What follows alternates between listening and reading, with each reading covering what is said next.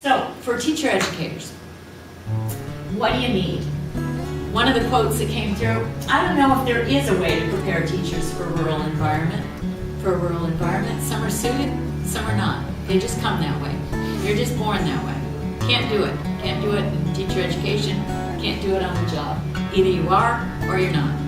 That came through quite a bit. We have so many understandings of what rural might mean, and people have a very different way of self-identifying. For instance, we talk very casually about remote sections of BC, down here in the Lower Mainland. Don't try that in the North. Don't use the word remote if you're in the North. They identify as people from the North, not as people who are remote. It's kind of like approaching them with a deficit model. And it's not something that they don't want to see themselves as remote from anywhere. As far as they're concerned, they're at a center. It's their center. So what's a professor of rural teacher education and what does she do? When I envisioned this position, I thought about what it was that could make a difference to the opportunities for our students in rural and remote areas of BC to flourish wherever they were and not necessarily have to leave their particular community, their particular school community, to make a life. In BC, we have areas where schools are closing, where enrollment is declining, where teachers are not being replaced. We also have rural and remote areas where there are chronic and urgent teacher shortages, particularly in the areas of science, special education, mathematics. So depending on where you go, the situation looks very different. But we still have great parts of this province that are not well served by new teachers. It's hard for them to get teachers to come in. It's hard for them to get teachers to stay. The second part, then the second goal, is to creatively recruit new teachers to rural and remote sections of BC. And finally, to responsibly support practicing teachers in rural and remote areas. So all of these are intertwined.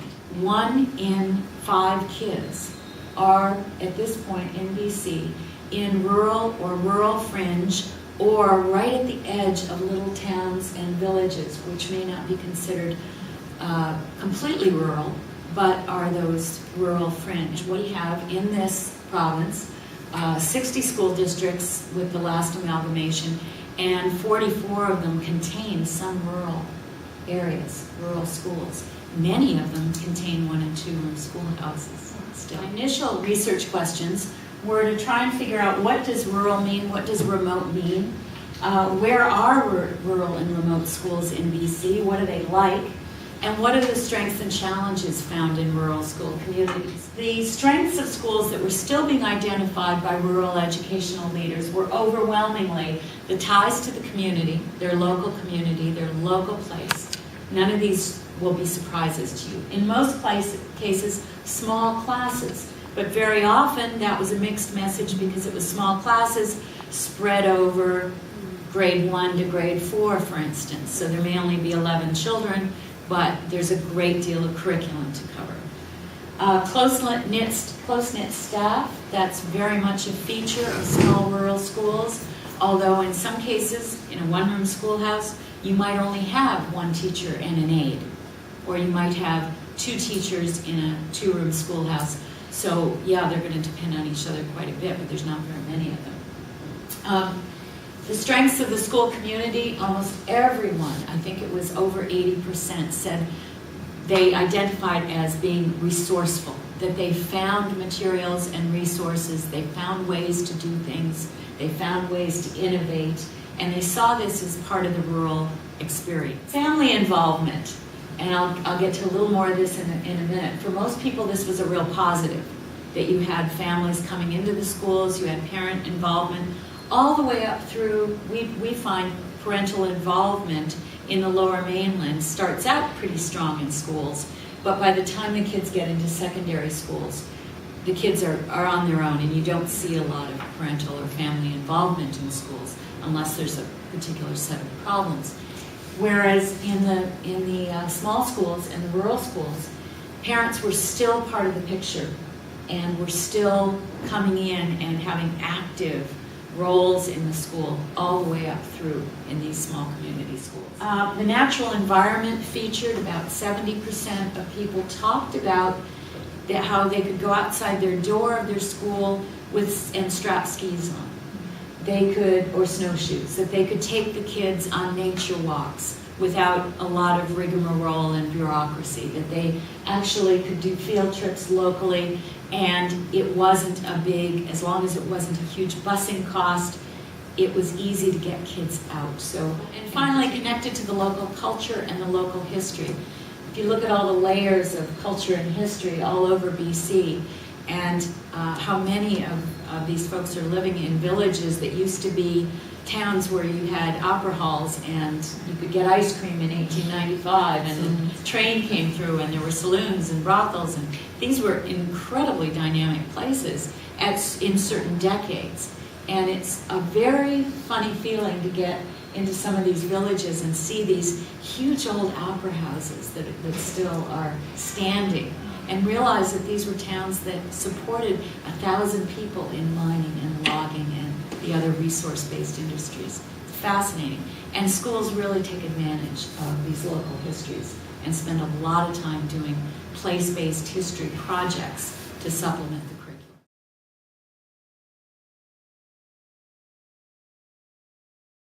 Transportation issues. Many of the places that I visited or heard about or read about, kids were on 3-hour bus rides or a ferry ride, in a couple of cases float planes, and you really find that at certain parts of the year, particularly, access is a huge issue for these kids. Resources for special needs, and this is one of the reasons that I partnered with the HELP project, is that it gave me a much better sense of where the needs are for low incidence special needs like hearing impairments, visual impairments, developmental delays. So there's one doctoral student over in HELP who's working on the experience of families who are raising kids with developmental delays or emotional difficulties, and are doing that in the north and in the coastal regions where there aren't any roads, where there is very, very limited access to services. Mixed age classes, reality all over, and it's something we don't talk a lot about in teacher education, but I think all of us are going to need to start to attend to what mixed age classes can really look like. Limited course offerings, we know this about rural areas. We know that kids don't get a full complement of high school courses, particularly in the sciences and math, that allow them opportunity to go to post-secondary institutions seamlessly. A lot of people are working on that, but it's a much more widespread challenge because of lack of infrastructure with the internet and because distance learning doesn't work for everybody. So we have to think about other creative models and other innovations, because in rural areas there is so much isolation that new teachers don't find themselves supported often, and they're not just lonesome, they need mentorship. And unlimited access to Pro-D, we're doing better on this with Illuminate sessions, with Skype, with webcasts, with putting some money into getting groups of teachers together in regions, all kinds of people working on this with great initiatives. Part of the professorship role is to think about what creative responses and initiatives might help. How could we get together all of these very well-meaning people who have an interest in rural education and actually come up with some different ways of delivering courses, of helping with the isolation for new teachers, of recruiting and retaining teachers. So along with the research, I was also experimenting with some initiatives. Mixed messages. One was about the promise of new technologies. Many of the teachers that responded to the survey actually resented technology. They were fearing for their jobs and thought, if we let this in the door, we're not going to have a job in 5 years. And In fact, I was talking to Mark Edwards about that the other day, and he said, you know, they actually have a point. They won't be replaced as such, but their role is going to have to change enormously. I don't know. I don't know if this is a good idea. It's gonna threaten our way of life, and it's going to send kids to the city. They're already leaving us in droves because of all of what they get from satellite TV and from their phones and their computers. If we bring more of it into the school, we're going to lose them. I was kind of expecting that they would want a lot of ministry support and help if they could get it. And in fact, what I found was that about 40% of the people who responded to the survey, either in the electronic survey or in the phone call, said, you know, we'd rather just be left alone to our own devices. If the ministry would just stop giving us policies and things to do and just give us some time to work it out for ourselves, we'd all be better off. Funding needs, this changed. A lot of school principals thought, yes, funding was a huge issue. Interestingly, of the superintendents that I talked to, very few of them, only 10%, and I'm not talking about many here, I'm talking about in the 30s here of numbers, thought that funding was actually the problem. They thought there would be adequate funding if we were allowed to use it where we think we should use it. So presence of innovation, lots of innovation out there. And the trick is to get it publicized, to get it showcased, to shine a light on it, to get teachers' practices recognized. So one of the first things I did was to start a small innovative grants program. The idea is that these small grants will recognize teachers' efforts to create innovative projects, place-based learning, community service projects, and they will be recognized within their district, and they will be recognized across BC and more broadly with the website. And they will be able to trade these ideas with each other because they all have particular relevance for rural school communities. Other mixed messages, the use of collaborative networks, they all thought it was a good idea, but it was very hard to find the time to do it, very hard to step out of their roles as teachers and join teacher networks, so we would have to figure out some different ways. And who was going to be responsible for mentorship? Interestingly, a lot of districts think that it's a university responsibility and that the university shouldn't be dropping graduates on their doorsteps, that in fact they should gently leave graduates on their doorsteps with a mentorship program in place for the first year. But the qualities that came through again and again were flexibility. That has a particular meaning in rural districts. We all want teachers to be flexible. There's a great deal of flexibility called for in urban teaching, and suburban teaching has a particular set of meanings in the rural context.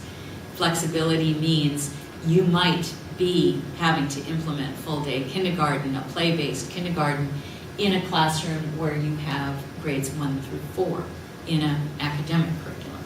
So flexibility gets stretched. You're really becoming very adaptable. Cooperative spirit, community-mindedness. One of the things that really upset people was the teachers who come in and don't live in the same community or don't even live next door, have no presence outside of school. What's valued in most of these small communities is teachers who become a part of the community and who stick around long enough. 3 years seems to be the magic number. Resourcefulness, again, particular meaning in rural contexts. You really do have to make something out of very often very little. Curiosity.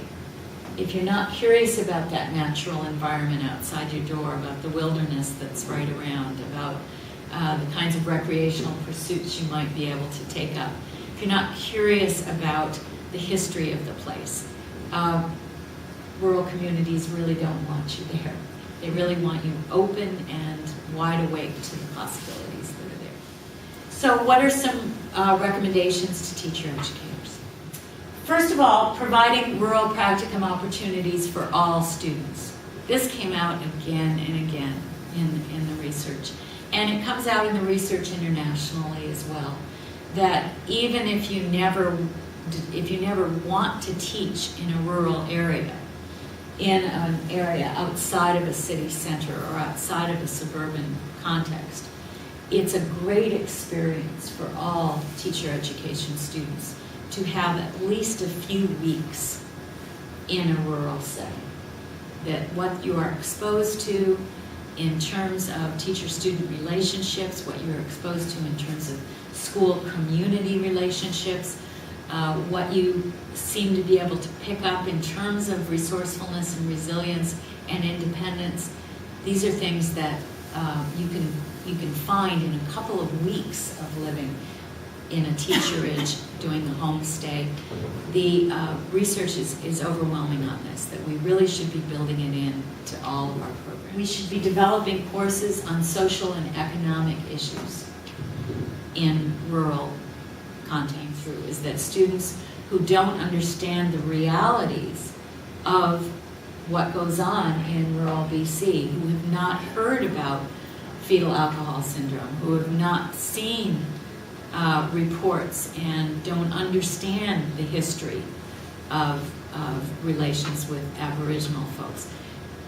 People coming out of universities typically don't have the background in issues that impact on the daily lives of rural folks. Intensive preparation in special needs, include more Aboriginal content in courses, create classes on planning for differentiated instruction, provide information on assessment for learning. This is where we have a really dramatic mismatch between what goes on at university, typically in assessment courses, and what schools are using in BC.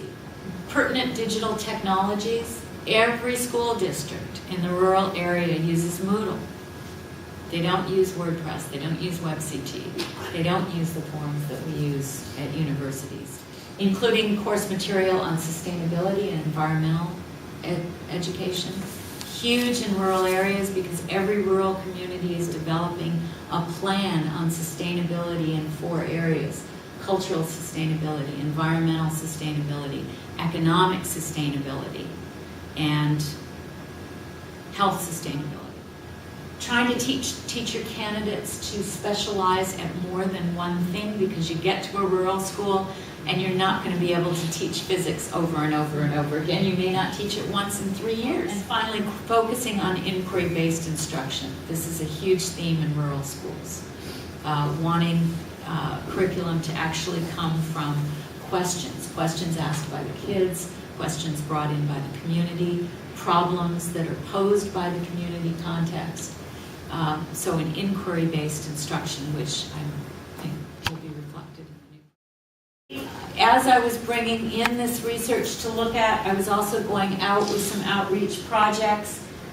Began a rural advisory with 7 superintendents, 2 other teacher educators from different institutions in BC, and a rural Aboriginal coordinator. And that's going to be, a lot of people are going to feed into that group with ideas and advice, but that's the advisory, and the ministry has been very supportive about receiving that as a body that might actually make some recommendations for policy direction. As well, I've started some work hiring students to do school profiles for the website. Brought our students into the network of performance-based schools, which is very big with rural districts. It's the teachers as action researchers right around the province. As a follow-up, I've got, altogether there's 7 studies.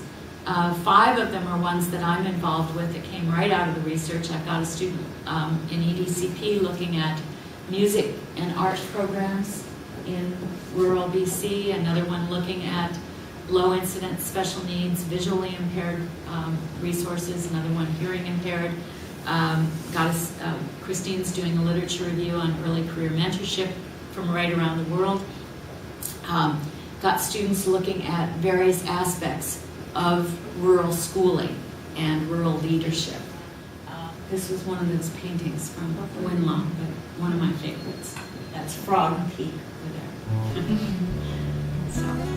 So So that's the, that's that.